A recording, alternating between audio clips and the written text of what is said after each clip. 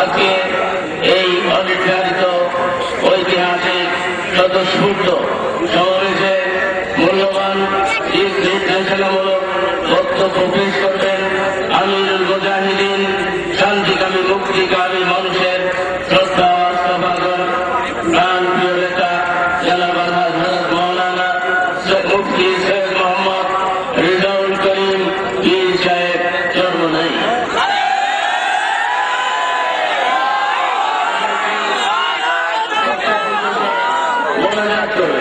বক্তব্য শেষে তিনি মহান আল্লাহর দরবারে আপনাদের সকলকে নিয়ে হাত তুলে মোনাজাত করবেন, দেশে যাতে শান্তি আসে, স্থিতিশীলতা আসে।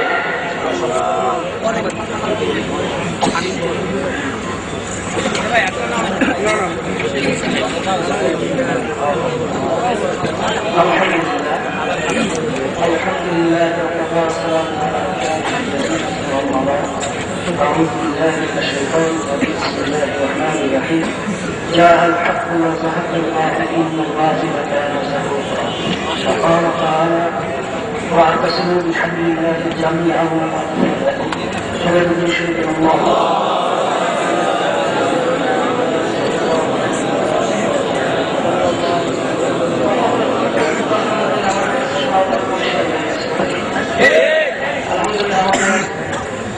ঢাকা জেলা তিনি আমাদের একটা কাগজ আমাদের সেই কাগজের ভিতরে তিনি বলছিলেন যে ওরা এখানে আমার আর্টিস্টরা উপস্থিত হয় নাই। ওরা এক পর্যায়ে আলহামদুলিল্লাহ ওখান থেকে আমরা সংবাদ পেয়েছি, প্রশাসনের আমার কাছে বলতেছিল ওরা ওখান থেকে ঘরেতে পালিয়ে গেছে।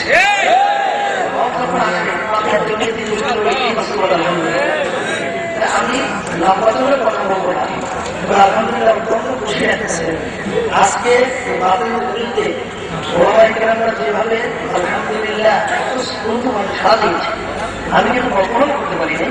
আল্লাহর খাস মেহেরবানি, আমি আশাবাদী এরপর আমার কিন্তু একটা আশা আসতেছে যে ওলামায়ে-কেরামরা আলহামদুলিল্লাহ আমাদের পক্ষে একসঙ্গে আওয়াজ করতে পারে জমির ভিতরে মুসলমানদের ইমান মুসলমান পরিকল্পনা নিয়ে ওরা মাঝে মাঝে ইশারা টিকতে পারবে।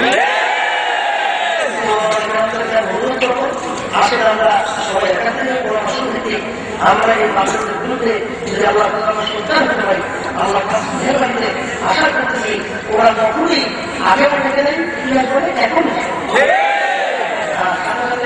আজকের দিনটা ইনশাআল্লাহ আমরা আমাদের সমাজে দেখছি ওরা আসে নাই আমাদের পক্ষে। আমরা সাংবাদিকদের মাধ্যমে আমরা মেহনতের অনেক চলে আসছে সারা আমার ঘুরে আমরা জানাতে চাই, সাথে সাথে ওরা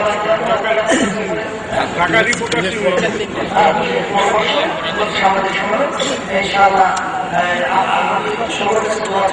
আপনাদেরকে দোয়া করছি আমরা মায়েরা আপনার সবাই দিয়া এই জগদীশ্বরের সর্বপ্রথম জগদীশের